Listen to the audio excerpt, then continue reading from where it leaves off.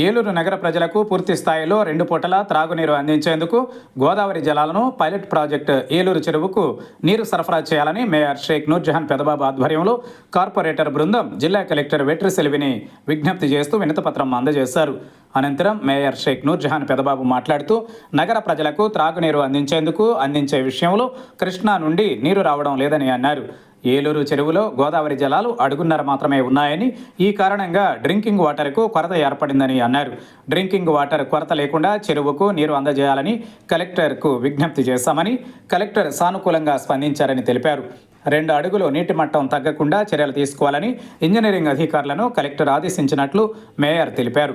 Deputy mayor కరి శ్రీనివాస్ మాట్లాడుతూ June నెలలో 20 క్యూసెక్కుల త్రాగునీరు విడుదల చేయాల్సి ఉందని, ఇప్పటి వరకు నీరు విడుదల చేయలేదన్నారు. తమ విజ్ఞప్తికి జిల్లా కలెక్టర్ సానుకూలంగా స్పందించారని, నీరు విడుదల చేస్తామని చెప్పారని తెలిపారు.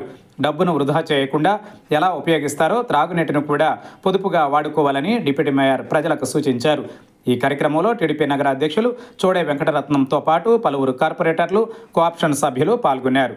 నగర ప్రజలకు మంచినీరు అందించే విషయంలో మరి గత 2 సంవత్సరాల నుంచి కూడా మరి మా పాలకవర్గం కానివ్వండి, అధికారులు కూడా ఎంతో కష్టపడాల్సినటువంటి పరిస్థితి.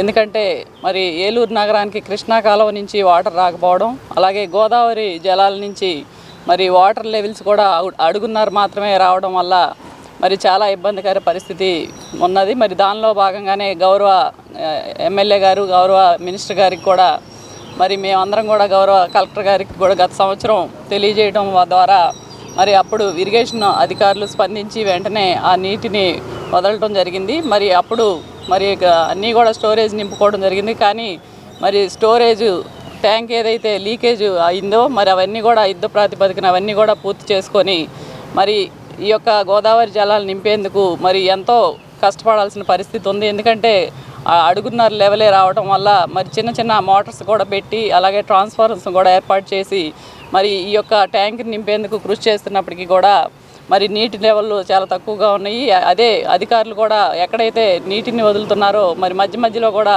మరి రైతులు అక్రమంగా అవన్నీ కూడా మరి గండి కొట్టి ఆ నీటిని తరలించుకునేటటువంటి పరిస్థితి ఉంది. మరి అవన్నీ కూడా గౌరవ కలెక్టర్ గారి దృష్టికి ఈ రోజున తీసుకురావడం జరిగింది. మేడం గారు కూడా మరి సానుకూలంగా స్పందించి ముఖ్యంగా డ్రింకింగ్ వాటర్కి ప్రాధాన్యత ఇవ్వాలని చెప్పేసి ఆవిడ కూడా మరి స్పందించడం జరిగింది.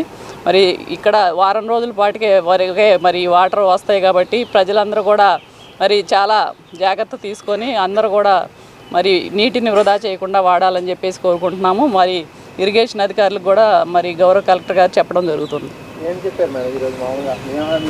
2 మీటర్లు లెవెల్ వరకు కూడా మెయింటైన్ చేయాలని చెప్పేసి గౌరవ కలెక్టర్ గారు ఆల్రెడీ ఆదేశాలు ఇవ్వడం జరిగింది.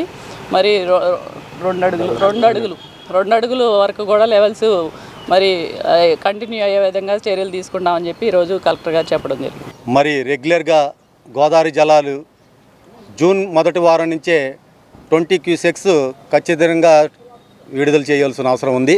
అది కూడా సాగునీరుకి సంబంధం లేకుండా కేవలం తాగునీరుకే విడుదల చేయాల్సిన అవసరం ఉంది. మరి వర్షాభావ ప్రభావం వల్ల ఈ రోజున ఇప్పటికీ కూడా మరి గోదావరి జలాలు విడుదల చేయకుండా ఉండడం జరిగింది. ఆ విషయం మీద మరి భవిష్యత్తులో రాబోయే రోజుల్లో మరి నీటి ఎద్దడి ఏలూరు నగర ప్రజలకు వస్తుందని ముందు జాగ్రత్తగా మరి ఈ రోజున కలెక్టర్ గారిని కలవడం జరిగింది. తక్షణమే మరి మేయర్ గారితో మేము కలెక్టర్ గారికి రికమెండేషన్ ఇవ్వడం జరిగింది. కలెక్టర్ గారు కూడా తక్షణం చర్యలు తీసుకుంటాము. వర్షాభావ ప్రభావం వల్ల జరిగిన తప్పితే మరి ఇంకో తప్పిదం లేదు. ఇక్కడ ఖచ్చితంగా గోదావరి జలాలు విడుదల చేస్తామని చెప్పి వారు మాట ఇవ్వడం జరిగింది. మరి ఈ సందర్భంగా ఏలూరు నగర ప్రజలందరికీ కూడా తెలియజేసింది ఏంటంటే, నీటి ఎద్దడి ఉన్న కారణంగా ప్రతి ఒక్కరు కూడా నీటిని ఆదా చేసుకోవాల్సిన అవసరం ఉంది. అవసరమైతే రోజుకి 1 పూట నీటిని మాత్రం సరఫరా చేయవలసిన అవసరం కూడా రావచ్చు. మరి అట్లా ప్రతి ఒక్కరు కూడా నీటిని వృధా చేయకుండా చక్కగా వాడుకున్నట్టయితే రాబోయే 10 రోజుల్లో నీటి ఎద్దడి తగ్గుతుందని చెప్పి అందరికీ తెలియజేస్తున్నాం.